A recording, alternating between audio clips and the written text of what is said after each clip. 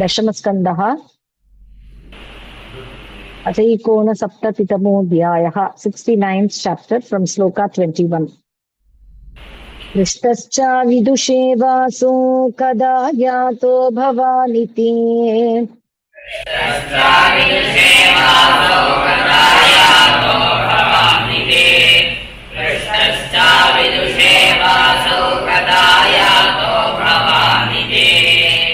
क्रियते किं नु पूर्णानाम् अपूर्णैरस्मादः क्रियते किं नु पूर्णानाम् अपूर्णैः अस्मदादिभिः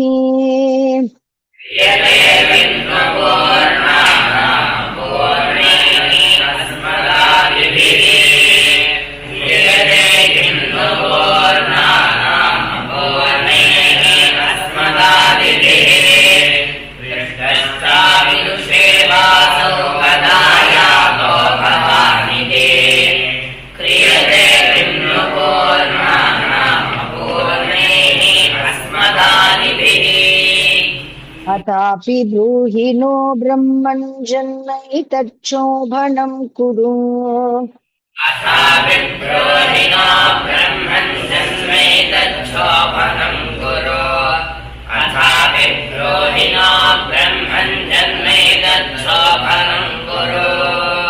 ततु विस्मित उत्थाय तूष्णीम् अन्यत् गाद्गृहम्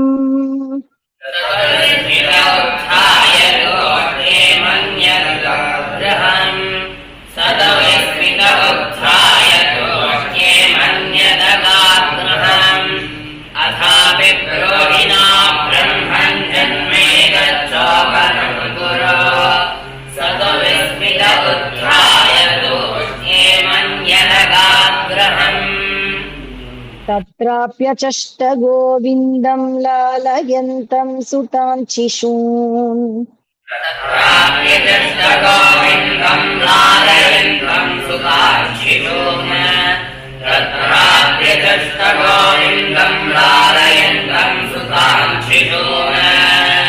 ततोऽन्यस्मिन् गृहे पश्यन् मज्जनाय कृतोद्यमम्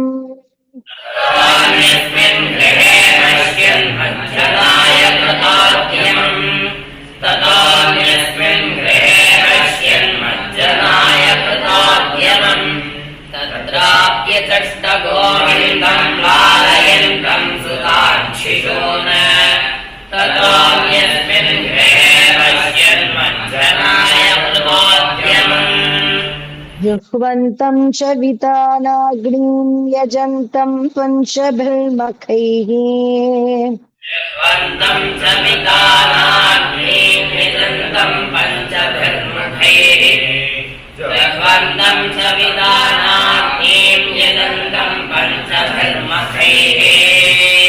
भोजयन्तं द्विजान् क्वापि भुञ्जानम् अवशेषितम्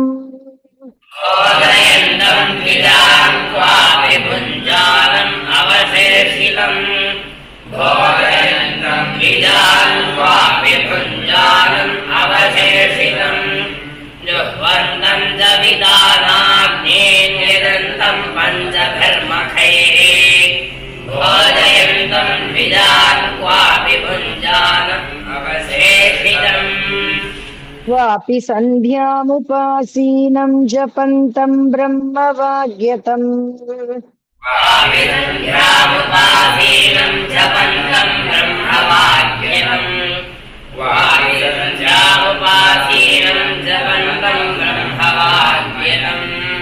एकत्र चासि चर्मभ्यां शरन्तमसि वर्त्मसु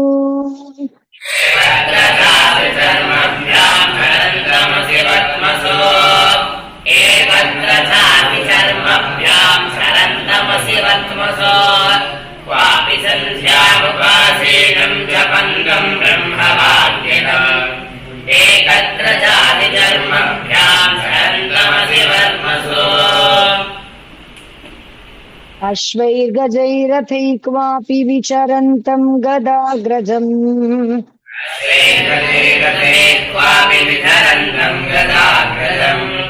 अश्वे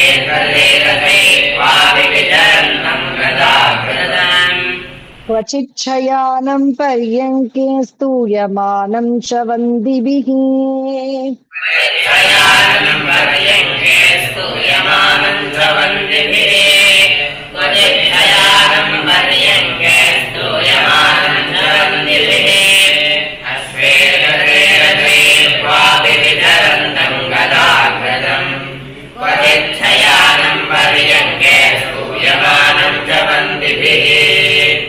मन्त्रयन्तं च कस्मिंश्चिन्मन्त्रिभिश्चोद्धवादिभिः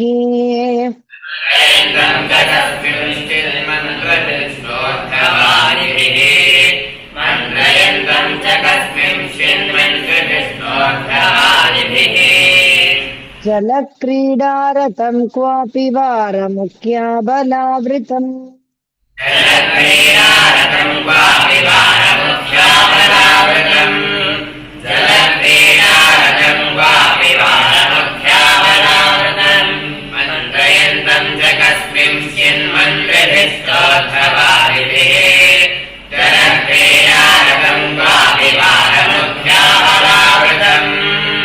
कुत्रचिद्विजमुख्येभ्यो ददतं गास्वलङ्कृताः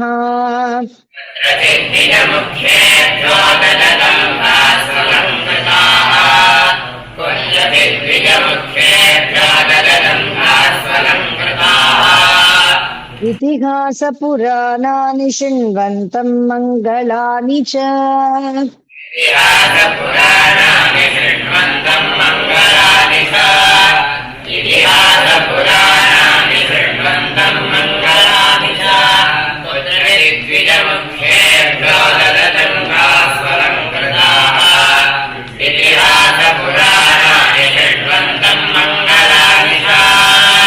हसन्तं हास्यकथया कदाचित् प्रियया गृहे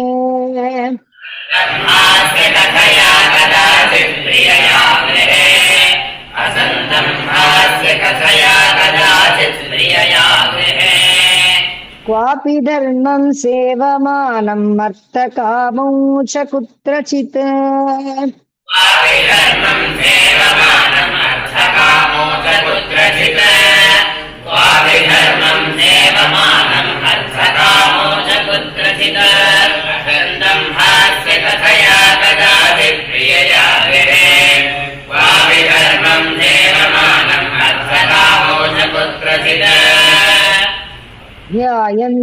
ध्यायन्तमेकमासीनं पुरुषं प्रकृतेः परम्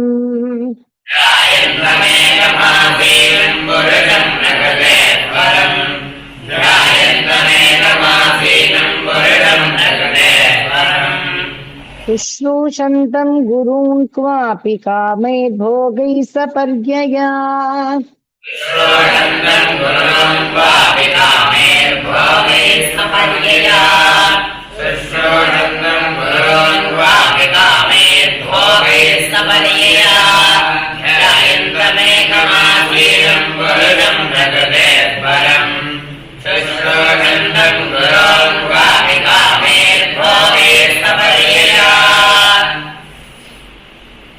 कुर्वन्तं विग्रहं कैश्चित् सन्धिं च अन्यत्र केशवम्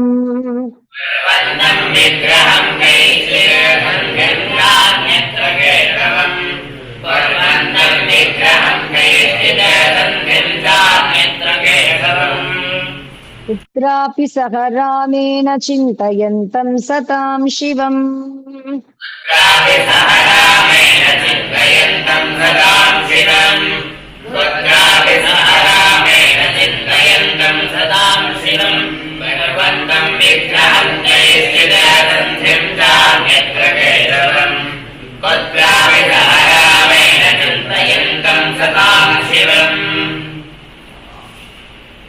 पुत्राणां दुहित्रीणां च काले विद्युपयापनम्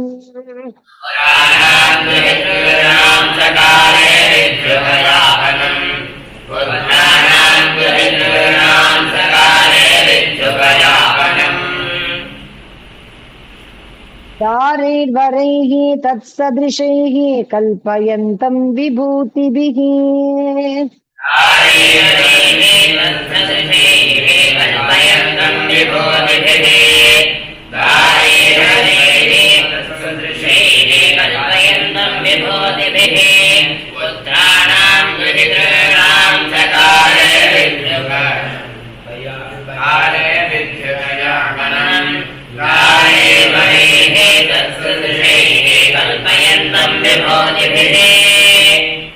प्रस्तापनोपानयनैः अपत्यानामहोत्सवान्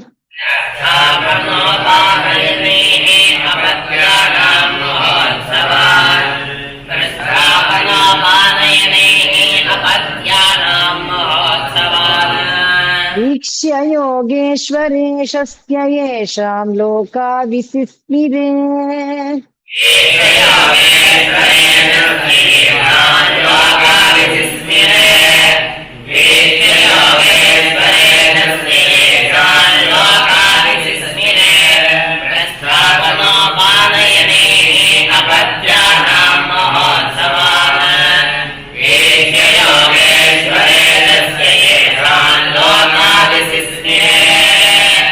यजन्तं सकलान् देवान् क्वापि क्रतुभिरूर्जितैः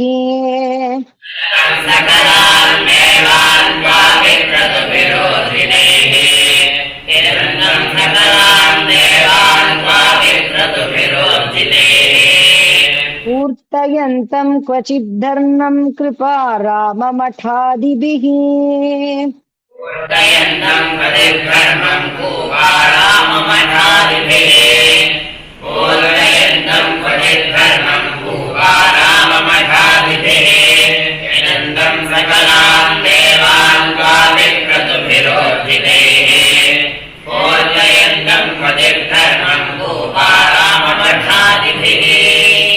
तरन्तं मृगयान् क्वापि हयमारुह्य सैन्धवम्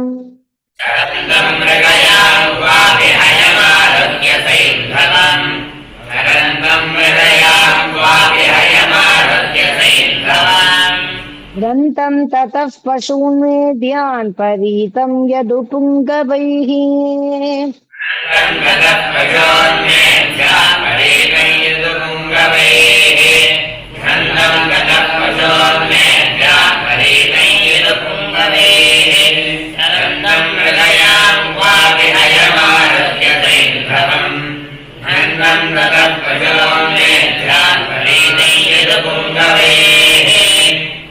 अव्यक्तलिङ्गं प्रकृतिषु अन्तःपुरगृहादिषु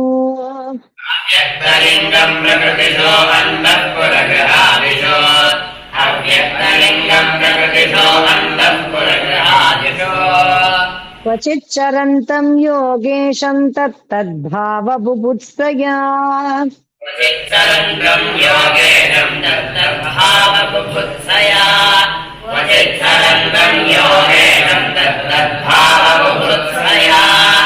व्यक्तलिङ्गं प्रकृतिषो अन्तःपुरगृहादिषु क्वचिच्छरन्तं योगेशं तद्भावबुभुत्सया अथो वाच हृषीकेशं नारदः प्रहसन्निव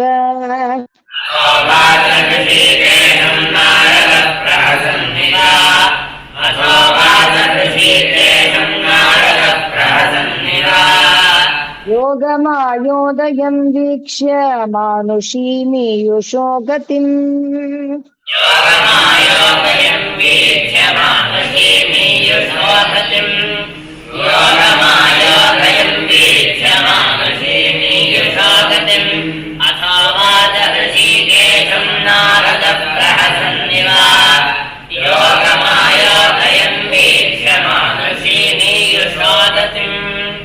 विदामयोगमायास्ते दुर्दशाम् अपि मायिनाम्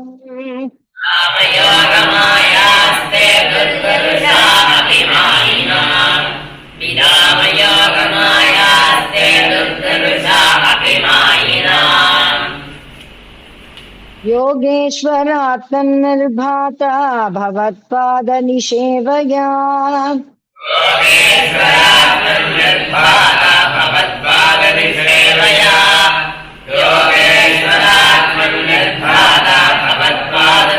सेवया पितामयोगमायास्ते दुर्गर्षाभिवाहिनाम् योगेश्वरात्मन् निर्भाता भवत्पादसेवया अनुजानीहि मां देवलोकान्ते यशसा प्लुतान् अनुजानीहिमान् देवलोकान्ते यशसा प्लुतान् अनुजानीहिमान् देवलोकान्ते यशसा प्लुतान् पर्यटामि तवोद्गायन् लीलां भुवन पावनीम् पर्यटामि तवोद्गायन् लीलां भुवन पावनीम् पर्यटामि तवोद्गायन् लीलां भुवन पावनीम् अनुजानीहिमान् देवलोकान्ते यशसा प्लुतान् पर्यटामि तवोद्गायन् लीलां भुवन पावनीम् श्रीभगवानुवाच श्रीभगवानुवाच ब्रह्मन् धर्मस्य वक्ताहं कर्ता तदनुमोदिता धर्मस्य वक्ताहं कर्ता तदनुमोदिता ब्रह्मन् धर्मस्य वक्ताहं कर्ता तदनुमोदिता तत्शिक्षयन् लोकमिमं मास्तितः पुत्रमाखिदः शिक्षयल्लोकमिममास्थितः पुत्रमाखिदः तच्छिक्षयल्लोकमिममास्थितः पुत्रमाखिदः श्रीभगवानुवाच ब्रह्मन् धर्मस्य वक्ताहं कर्ता तदनुमोदिता तच्छिक्षयल्लोकमिममास्थितः पुत्रमाखिदः श्रीशुक उवाच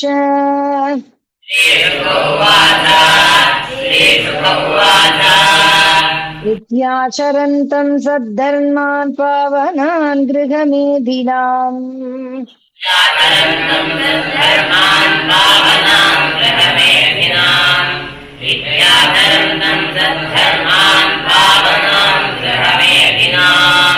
तमेव सर्वगेहेषु सन्तमेकं ददर्शः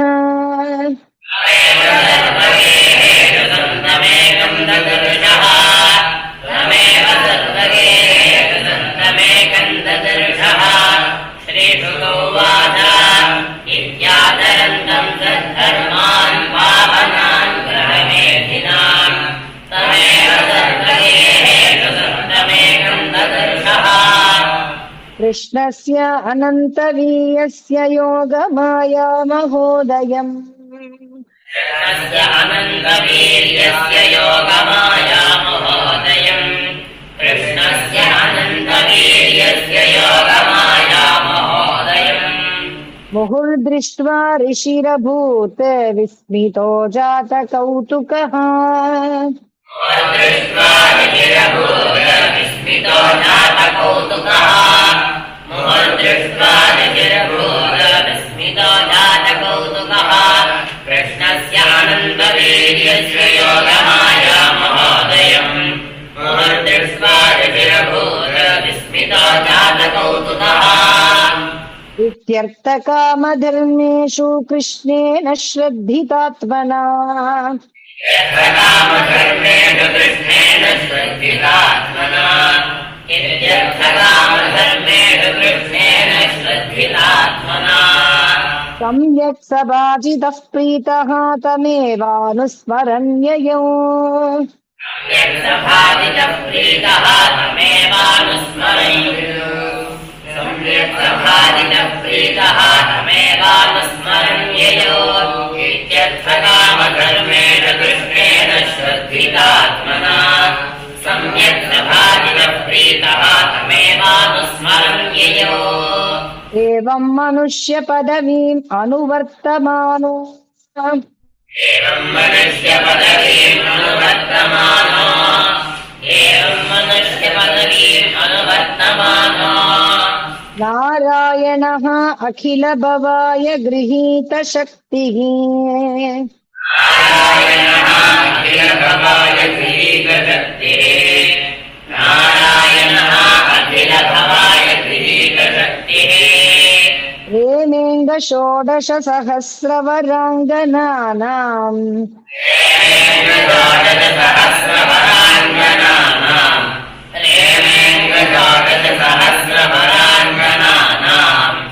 सव्रीडसौहृदनिरीक्षणः स जुष्टः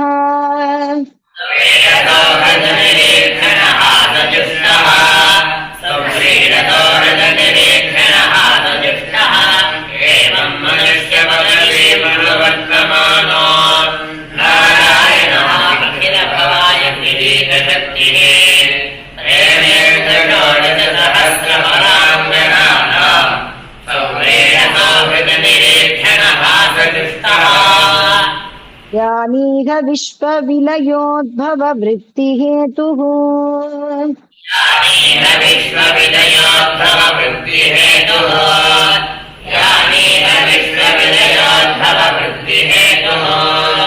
सर्वाणि अनन्य विषयानि हरिश्चकार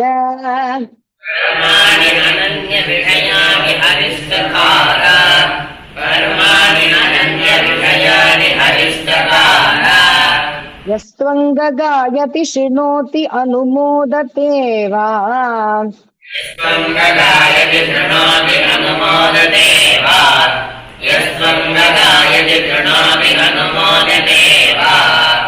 भक्तिर्भवेद् भगवती ह्यपवर्गमार्गे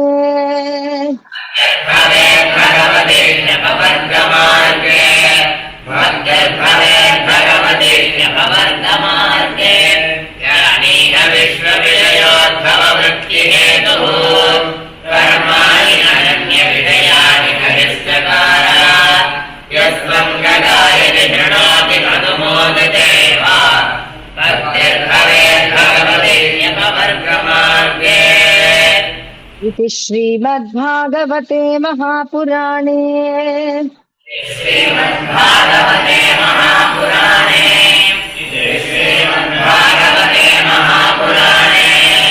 पारमहंस्यां संहितायां दशमस्कन्धे